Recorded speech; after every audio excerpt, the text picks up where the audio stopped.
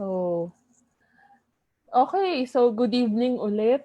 Kanina, I had Willie Quinto over at my Facebook Live. Sobrang ikling Facebook Live kasi hindi ko mabother si Kuyang Pulis. So, now naman I have this beautiful guest with me. Please introduce yourself, Madam. Good evening, everyone, and good evening, Michelle. I'm Kim Crizaldo. I'm representing Iloilo Province for Miss Universe Philippines. Okay, so let's start with your Miss Universe Philippines journey. Can you describe what it has been so far? So far, masaya. Ang daming activities na ginawa before the lockdown. Every day, halos may ginagawa like from shoots, sponsors visit, activities, yun. So parang nakakamiss na yung mga activities namin and the girls also. So, yun, sobrang saya. Sayang kasi na-delay na lang because of yun, sa mga nangyayari.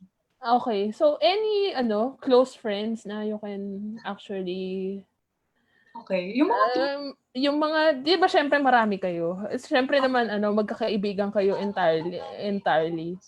Pero any close friends na you can share to us, yung talagang nakakasama mo madalas. okay, yung mga close friends ko, sila Miss Pasay, Jensan, Davao City, lagi kami nag-uusap pa rin hanggang ngayon. Si Pasay kasi, di ba, I'm working as a flight attendant. Si Miss Pasay, flight attendant din siya. So, kasama ko talaga siya sa work. Tapos, yun, oo, so ang saya kasi wala, nagkasama kami pa rin sa pageant. So, parang may kakilala na ako agad. And may, Aces and Queens na sisters din. If you don't kasi hindi ko nakabisado. Ilan kayong aces and queens na nag-join sa Miss Universe Philippines? Hindi ko na din alam, pero I think more than 10. More than 10 yung aces and queens. Okay. So, yung so far, since na lockdown, and community quarantine, what have you been busy about? So, during the quarantine, sorry. During the quarantine, it was quite shocking for me nung first kasi I'm used to having busy schedules, ganun. Tapos ngayon, binigyan tayo ng maraming time para ma-spend natin sa bahay. So, yung mga nagpapabusy sa akin is my online classes because I'm currently studying MBA. So, yun, online classes. As other times, I would read books, read current events, also check my donation drive kasi may donation drive ako which is named Piso-Piso para sa Iloilo. We're raising funds para sa creation of mga PPEs para sa mga frontliners. And yan, ikaw ba? Anong mga ginawa mo? Ngayon ako kasi, since, di ba napag-usapan natin, we'll just keep this light. Ako, continuous work pa rin kami I've been affiliated sa dalawang school. That is with FEU, sa Makati and Fiati University. Sa Fiati, teacher ako. Okay, sa FEU. Sa FEU, I'm part of the FEU Public Policy Center. More on research foundation siya. So, basically, tuloy-tuloy pa rin. Ang eksena nga lang is nasa bahay ka. Yun nga eh. So, everyday pa rin may ginagawa, no? Oo. Pero, for me, ewan ko ikaw, for me, parang mas toxic yung work from home. Kasi, parang, non-stop siya. Ikaw, anong tingin mo? Kasi yung sa sa airline industry kasi for now, well, since 'di ba restrictions pa rin, may travel restrictions and bans pa rin. So far, limited lang yung mga flights namin. And by seniority yung flights namin. So far hindi pa ako nakakalipad. So hindi ka pa nabibigyan ng call na hindi ako nag-volunteer sa flight kasi 'di ba yung pageant kasi akala ko madami pang gagawin. So hindi ako nag-volunteer agad. So late ako nakapass. So, yun, hanggang ngayon wala pa rin. Hopefully maging okay na lahat kasi nga yun, parang sobrang parang anxious yung mga tao kasi uncertain talaga yung mga nangyayari. Sana okay na lahat.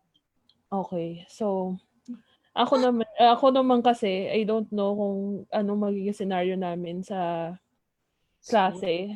Klase with, less on physical classes, pero malamang puro online.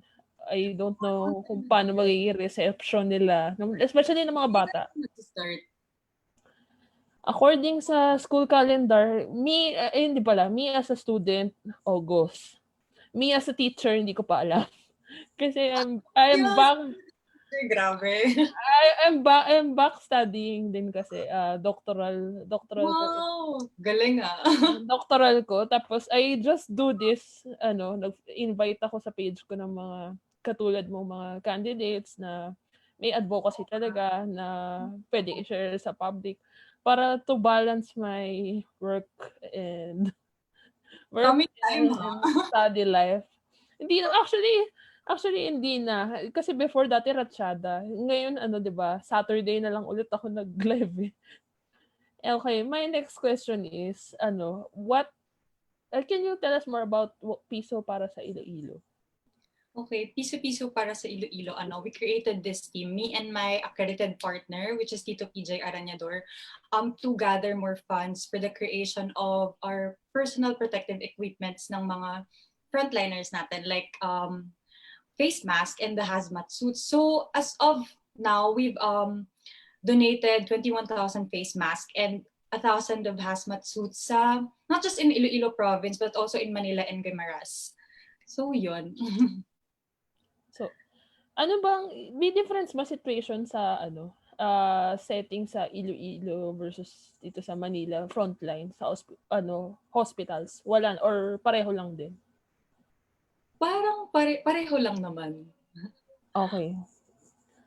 So, continuous pa rin yun, Kim. Tama. Yes, so far, oo, continuous pa rin. Hanggang may nagdo-donate. Tsaka, syempre, parang kailangan, para hindi din maubusan yung mga frontliners. Yung sa mga gagamitin na lang. Nagche-check ka din ako ng mga comments kung meron man. Wala pang comments. Okay, so next one is I know we've talked about this nung sa article ko, but can you talk more about yung advocacy mo, which is public health and sanitation, if I'm not mistaken? So my advocacy is about public health and sanitation, which is really relevant. During these times, we've seen how important it is that we know how to take good care of ourselves, to be hygienic, by simply washing our hands. Sobrang laking way na nun para hindi natin makontract yung virus kasi our hands is a starting point in contracting and spreading the virus. So I would want to educate and empower people on how they can be hygienic by simply washing their hands. And I want to start with the kids kasi mas okay na masimulan sila ng mas bata pa para ma-hone sila and mas maging responsible citizens sila in the future. Tapos, during these times, I've also seen how important it is na malinis din yung environment natin.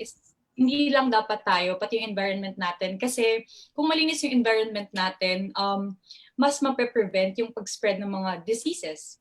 And sa Iloilo, they have yung tinatawag na Limpyo Iloilo, which means Clean Iloilo. So it's a community cleanup drive na nangyayari every third Saturday of the month. Tapos, yun, gusto ko yung mga ganong activities. I'm really one with the government in implementing more of those activities para mas maging malinis yung environment natin. So, yun. Parang sa sobrang sabi, chill lang tayo ngayon. So, chill lang talaga. Chill lang tayo. Going back,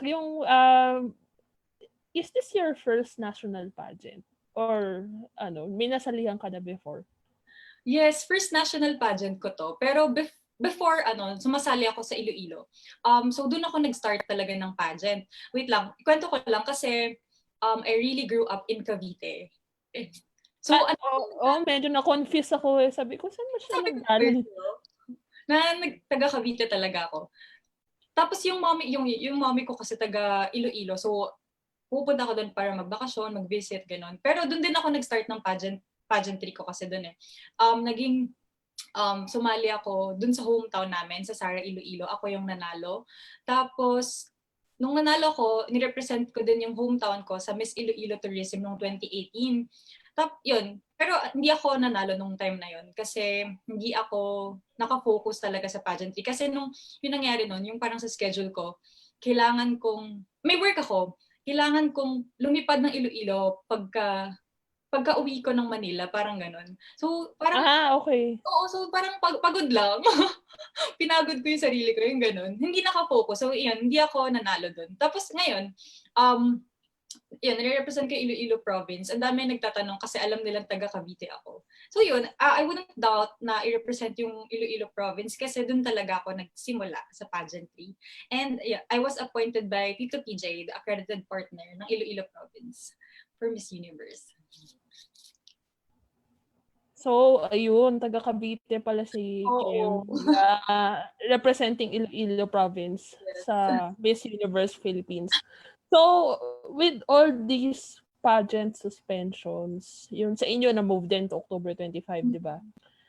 Do you still consider pageants relevant to this pandemic situation or with people struggling, or do you still consider it as kailangan gawin siya this year? I think, kung relevance yung pag-uusapan, yes, I think it's still relevant. Kahit during these times, I think, given the platform, this big platform, we can use our voice, to help people. Like, by creating donation drive, we can also take care of our frontliners, di ba? By giving them what they need. And then, yung pageantry kasi, binigyan din tayo ng platform para makapag-spread ng positivity. I think that's what we really need right now kasi sobrang uncertain. This is really uncertain times. So, yeah, I think it's still relevant. But then, okay lang din na ma-postpone or okay lang din na hindi. Parang ganun. Sa akin. Sa'yo ba? Actually, expected na natin yun, di ba? Yung mga movements ng pageant. Nagulat lang din ako with the side of Miss Philippines Earth. Sila to virtual, di ba? Kayo, you will create a lot of engagements over the next few months. Then, if I remember correctly, you can correct me ha, pay-per-view siya, yung finals, October 25, tama ba? Parang ganun ba? Yes, pay-per-view. Pay-per-view siya. So parang, with the technology evolving, nako-continue pa rin yung pageant mismo. Mm-mm. Although, syempre, mamimiss mo yung maingay na, go, Kim! Diba? Go, Filipino! First national pageant ko to, tapos iba na yung way niya kung paano gagawin. Wala lang. Kung ganun, diba? Wala nang mag-cheer, wala nang maingay. Wala nang maingay, wala nang... So, if you... syempre, hindi pa tayo masyadong nagpo-progress sa mga gagawin nyo. So, if you would be given a chance to represent the Philippines to Miss Universe. Kunwari, fast forward tayo.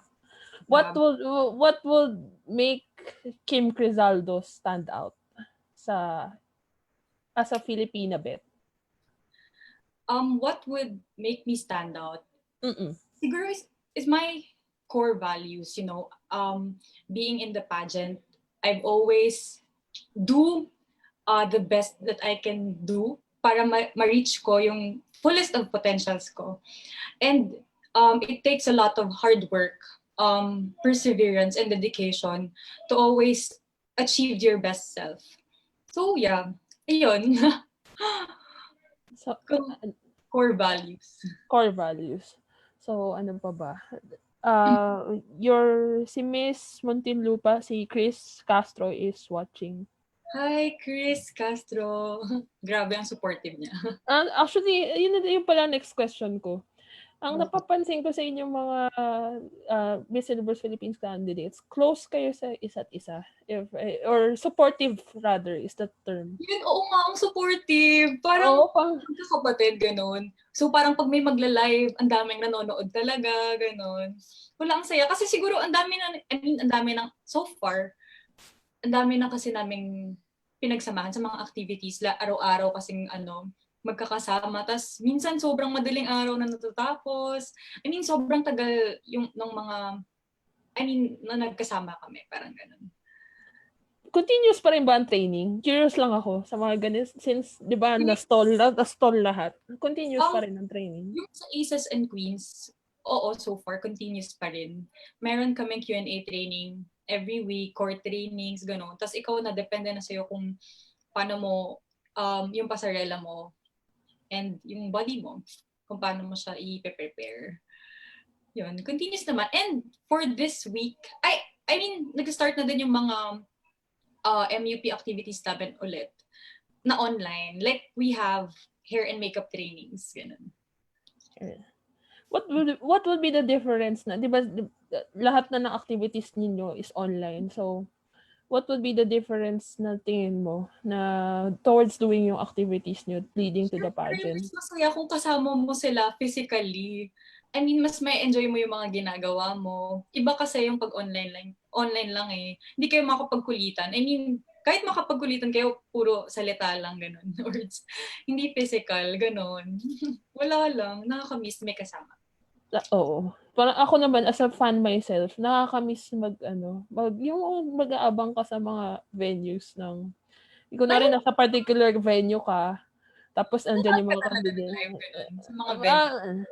Kasi, before na-try ko mag-abang, pero mag-abang talaga. Oo, before na-try ko mag-abang sa isang venue. Pero hindi ko rin sila nakita kasi ang bilis nilang. Anong event yan? Sa ibang pageant. Yung sa inyo hindi ko siya napanood. Although yung 'di ba yung runway challenge nyo was in UP BGC, 'di ba? UP Town.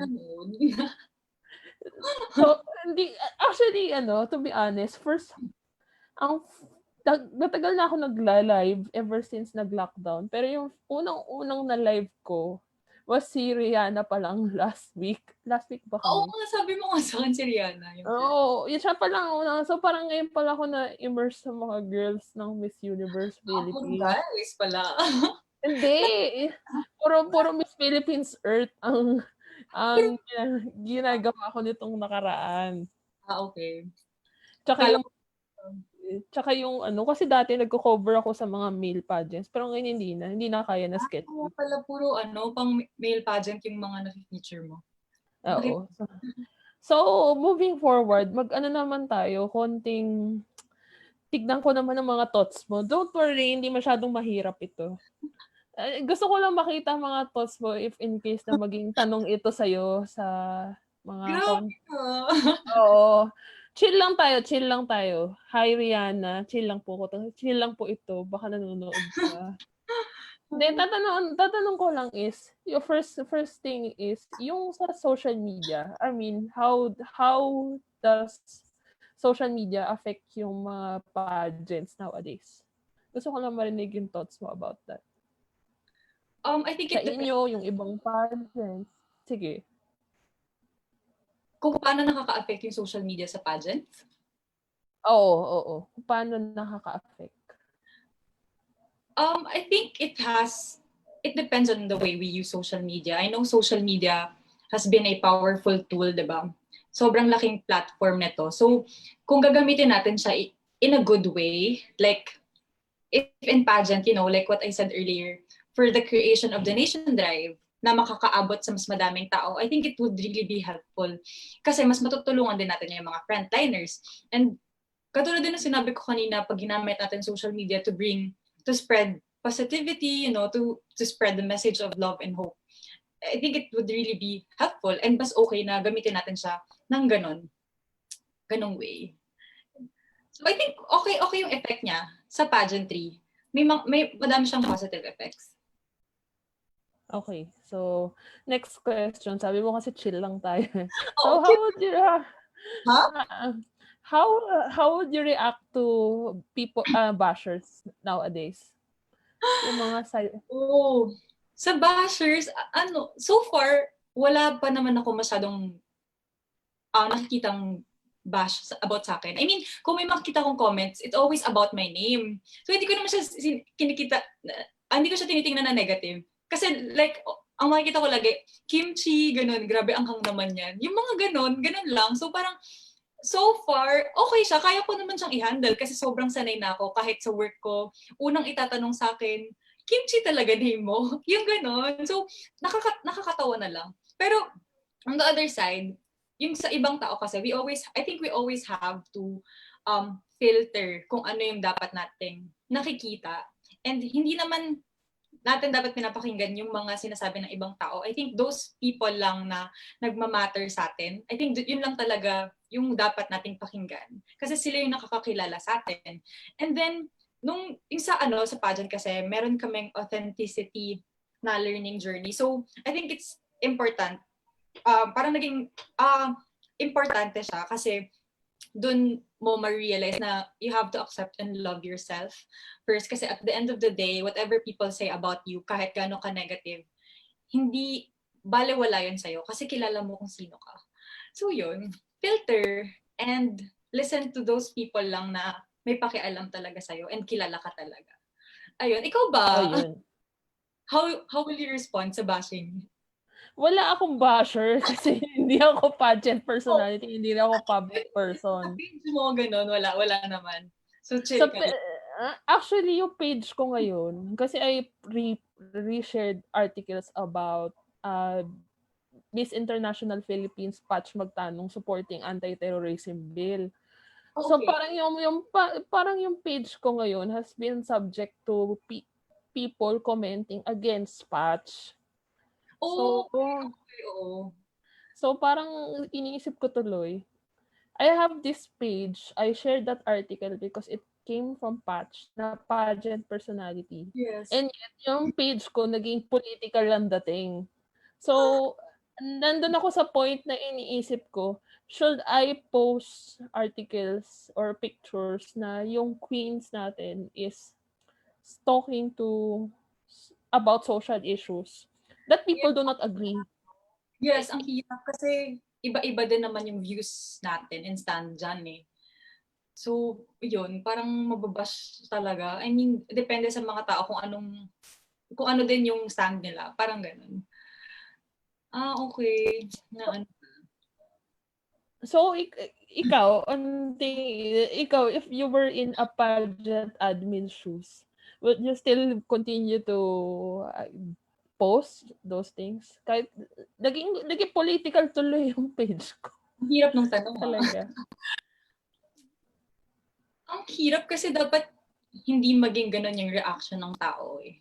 I mean, diba, dapat walang negativity, walang bashing. So, kung ako, siguro, depende on kung anong stand mo din sa issue na yun. I mean, kung same kayo ni Patch, and then go, ganon.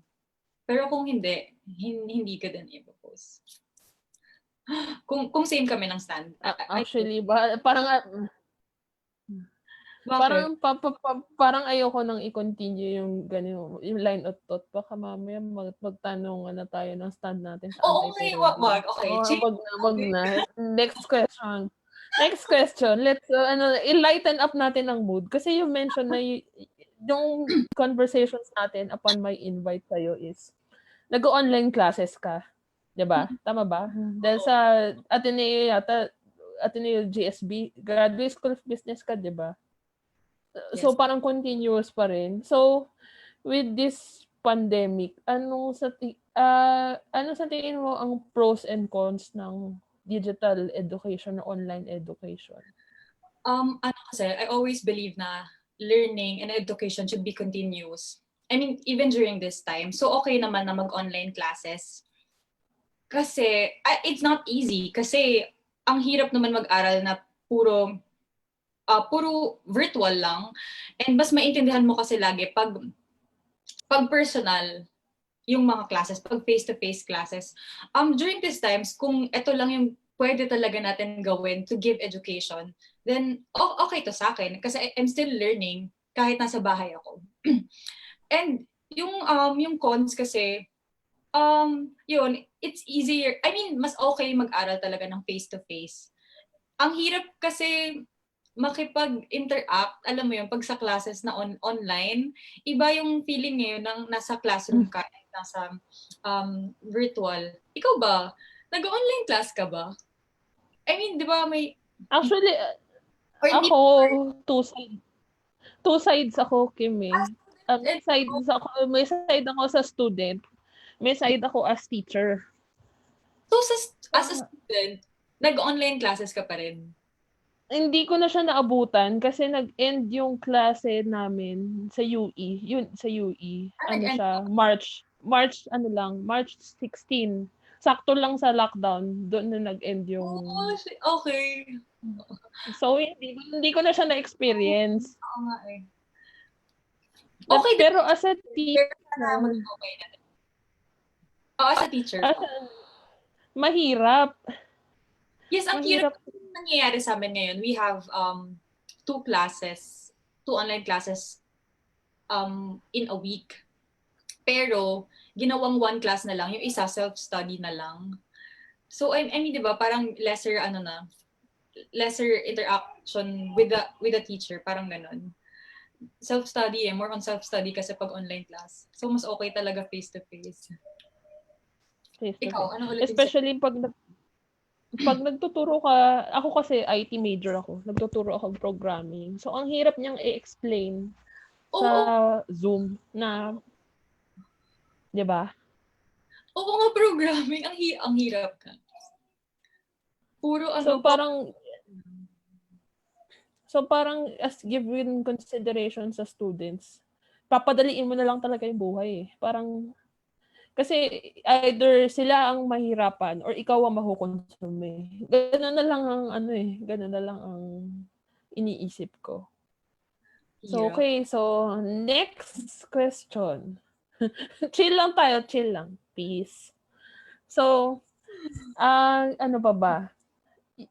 You mentioned you're a flight attendant. So, how do you think na yung mare-restore natin yung parang, di ba, ang tourism has been on a halt. Nag-stop lahat ng travel. So, pag pwede na, how do you think that we can help boost it back to somehow, kahit hindi yung eksaktong-eksakto, kasi imposible yun eh, to somehow an acceptable rate? Actually, sobrang imposible nga na mabalik siya agad. Yung from the normal one. Kasi wala din naman magta-travel ngayon.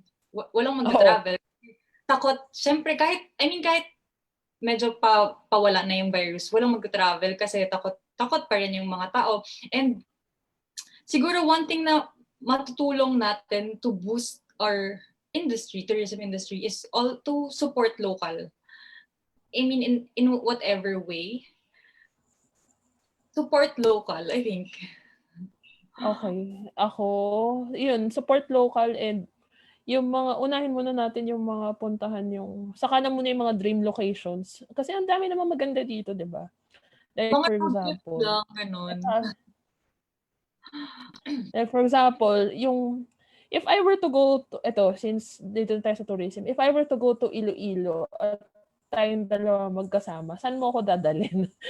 yun, para chill lang ang usapan natin. Saan mo ako unang dadalhin? Kasi ang dami ng sikat na tourist destination sa Iloilo. Dadalhin din kita doon. Pero una kitang dadalhin sa hometown ko, sa Sara, Iloilo. I want you to experience our Sulay Basha Festival, celebration siya in honor of our patron saint, Saint John the Baptist. So, yung key element niya, water. So, we celebrate it with loud music on street. Tapos, babasain ka. Parang splash ka ng water. So, para siyang rave party.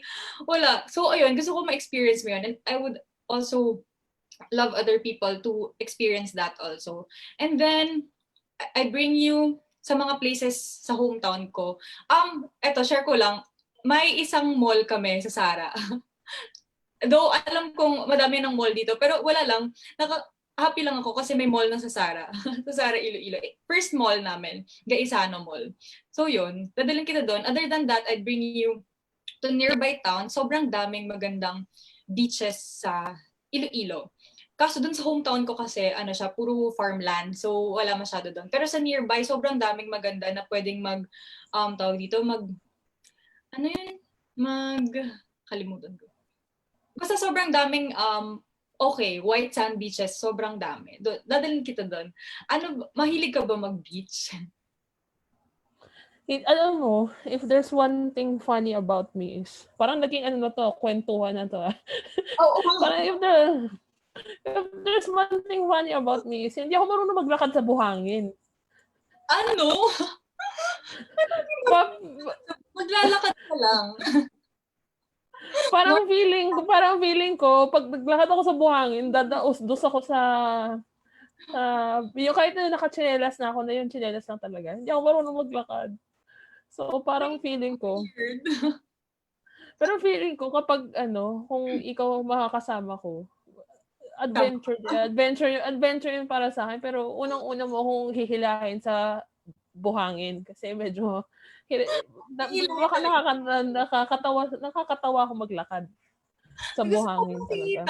Kung paano ka maglakad sa buhangin. Nako. Parang pagkatapos ng Miss Universe Philippines journey mo, kung ano man mangyari, pupuntahan kita sa Iloilo. Sige. Pupunta tayo sa Iloilo. Okay. Bago pa kung saan mapunta to. Next question. Di ba dahil nahinto lahat, ang tanong ko lang, curious ako, sa mga pageant ladies na tulad mo, nakakapag-diet pa ba kayo within this lockdown? Alam mo, ang sarap nga na hindi mag-diet sana. Kasi during these times, ang sarap, alam mo yun, humiga, mag-Netflix, tas kumakain. Pero kailangan pa rin okay yung body mo. Syempre tuloy pa rin yung pageant, so kailangan i-watch out mo pa rin yung mga kinakain mo.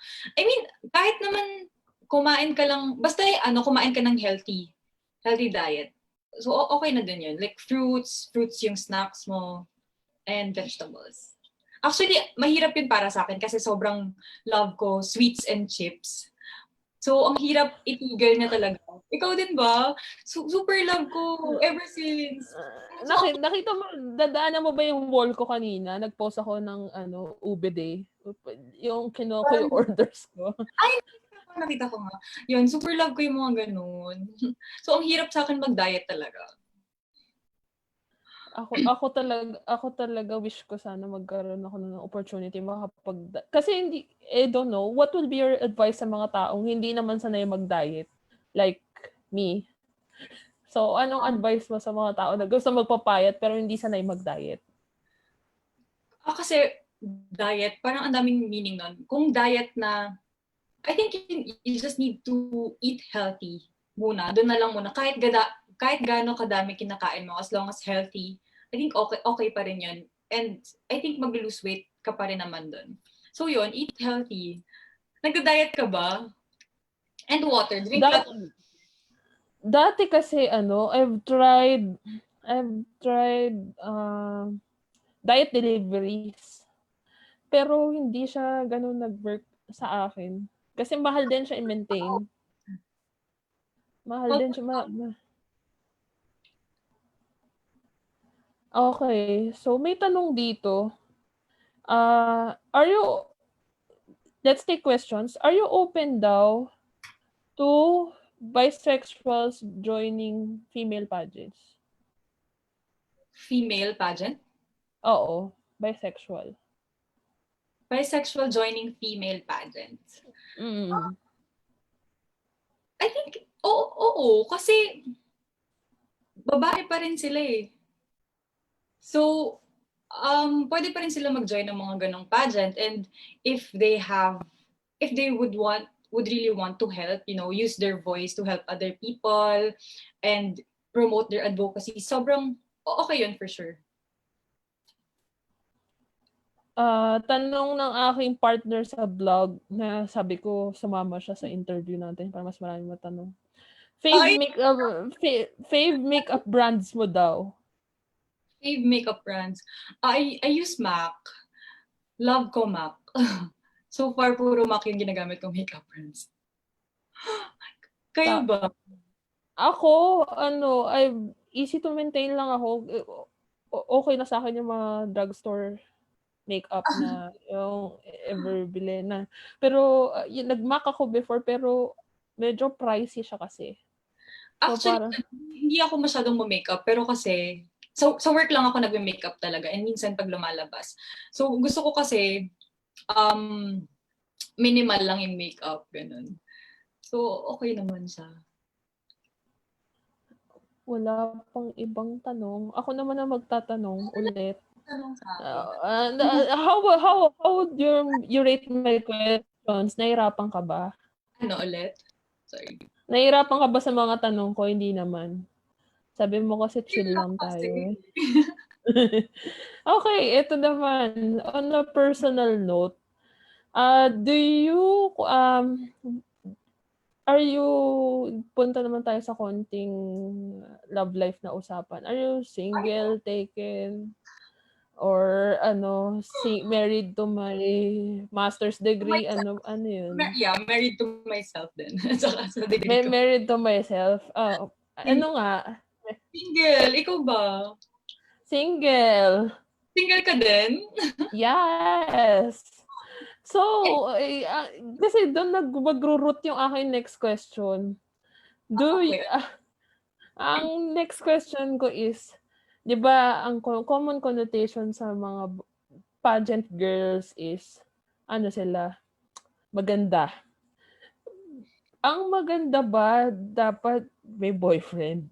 Gusto ko lang makuhang thoughts mo doon. Grabe. I don't think so. Kasi madaming maganda din naman na may ibang priorities, 'di ba? So parang kunyari in a pageantry hindi naman lahat hindi naman lahat may boyfriend.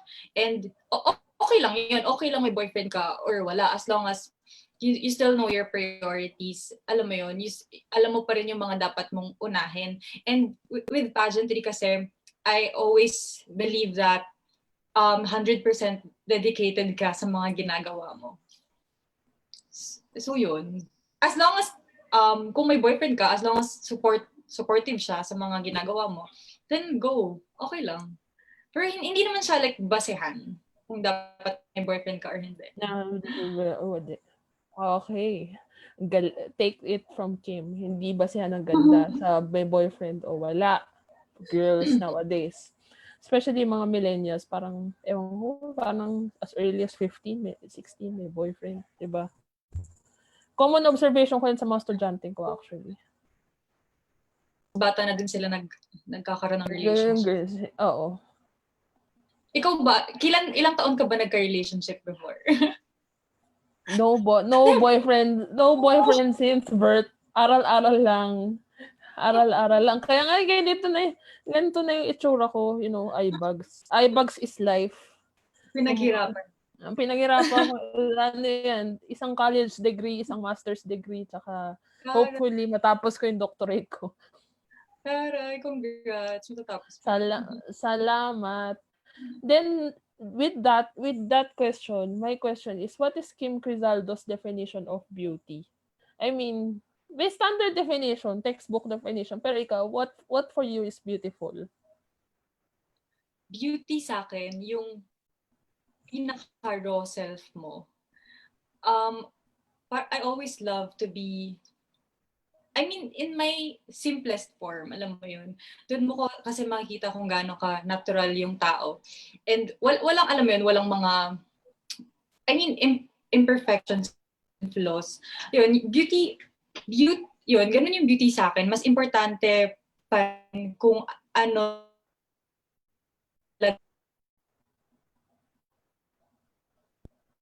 sa outside. So, yun.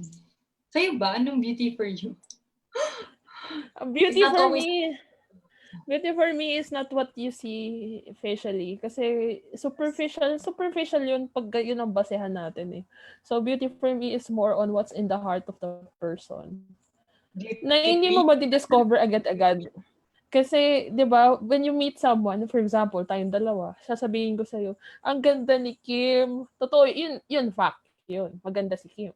Pero yung personality-wise, hindi mo naman makikita yun agad-agad pag nakita mo yung tao, di ba? Pwedeng maganda ka, pero pangit ang ugali mo. Pero for this case, yung guest ko po ngayon, maganda na in facially, maganda rin ang ugali. Di ba? Di ka sure. Charot. Joke. Okay, so I'm down to my last. Sinisilip ako. Sumisilip ako kung may mga tanong. Wala namang tanong. Ba't ayaw nila magtanong? May nanonood pero ayaw nila magtanong. Sabi ko kasi chill lang eh. So wala talaga magtatanong. Wala magtatanong. Wala talaga magtanong. So, eto. Going back to going back to Miss Universe Philippines. 'Di ba, you're all 51. 51 kayo, 'di ba? 51 contestant. And there's only one title. I will ask you to answer two things related to that question. Yung magiging first na gagawin mo kung manalo ka. Kung ikaw maging Miss Universe Philippines 2020.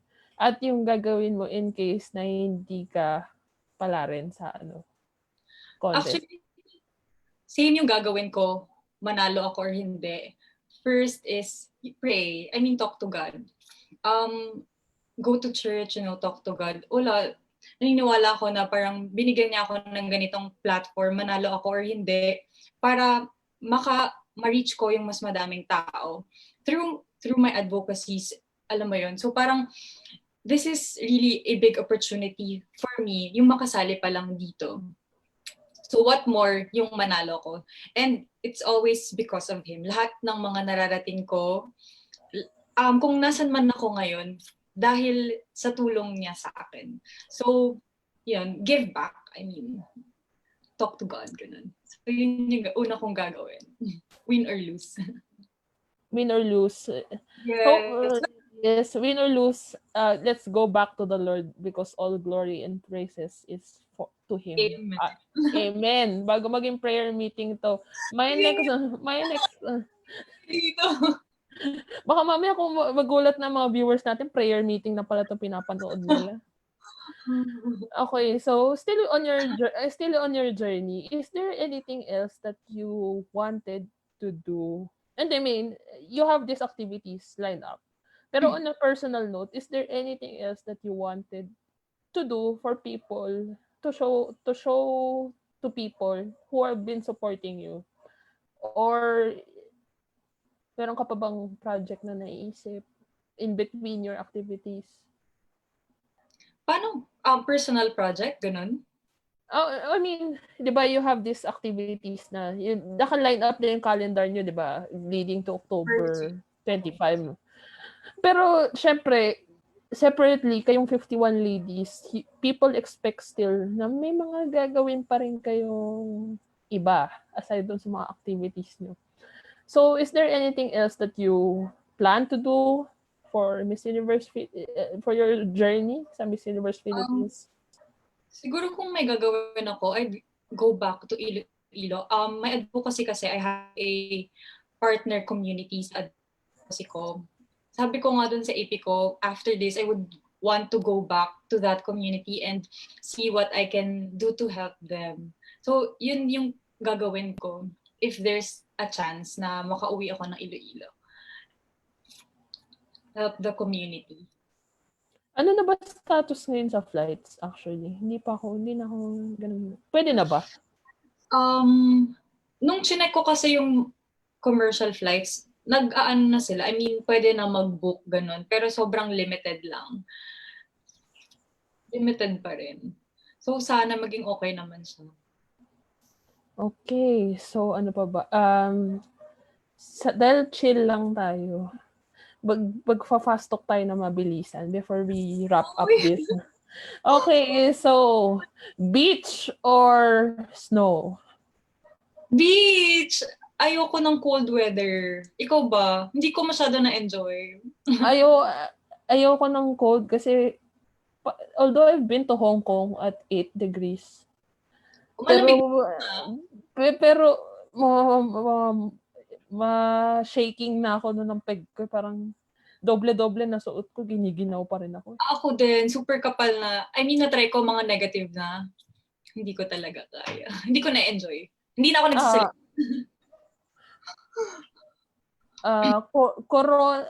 Corona or graduation?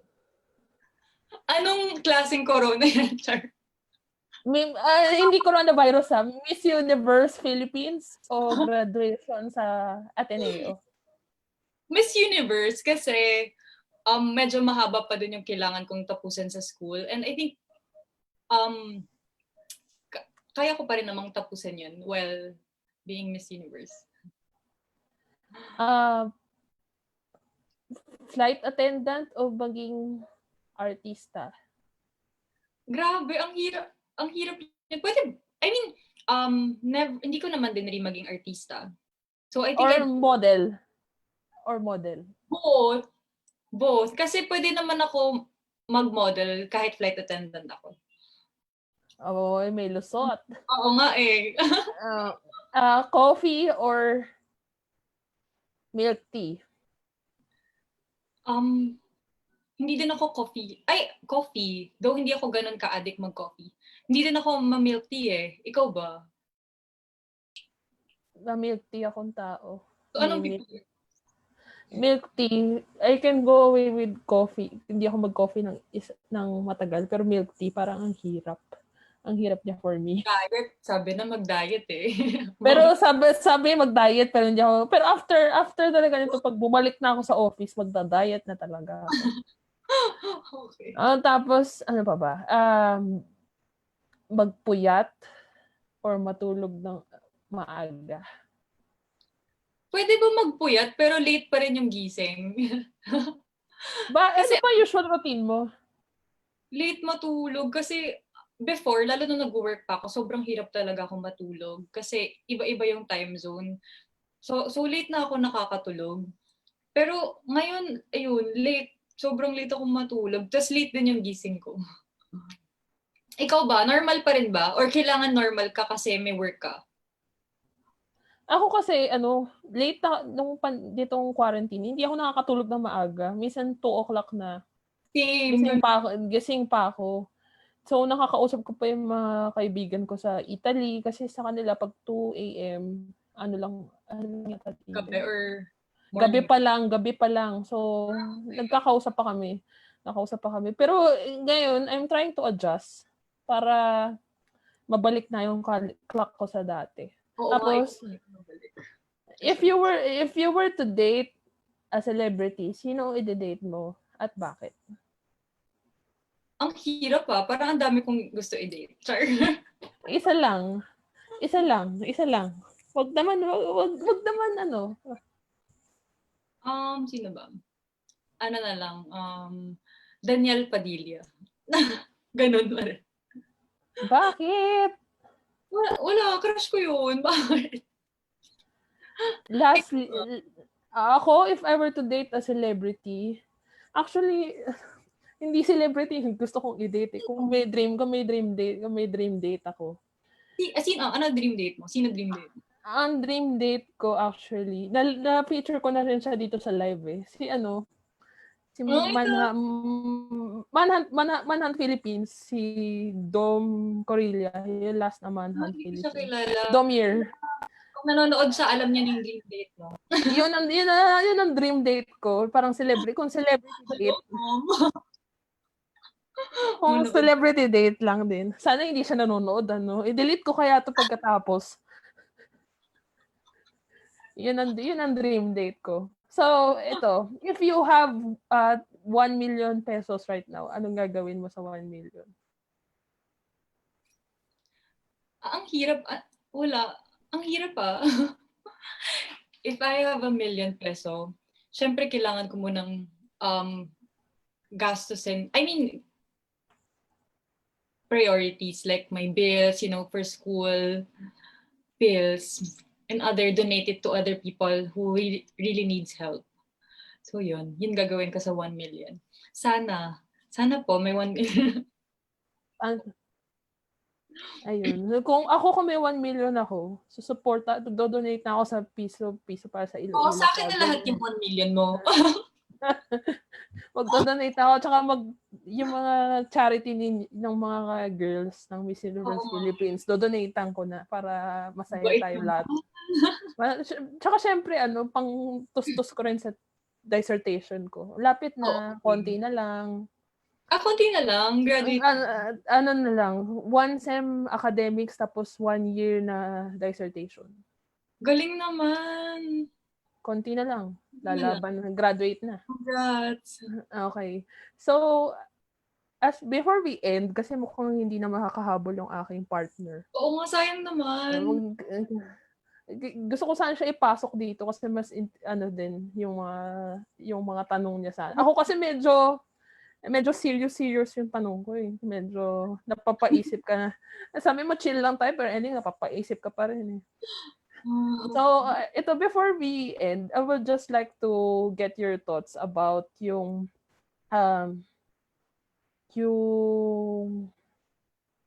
how yung ano ba yan? Nag-speechless na tuloy ako.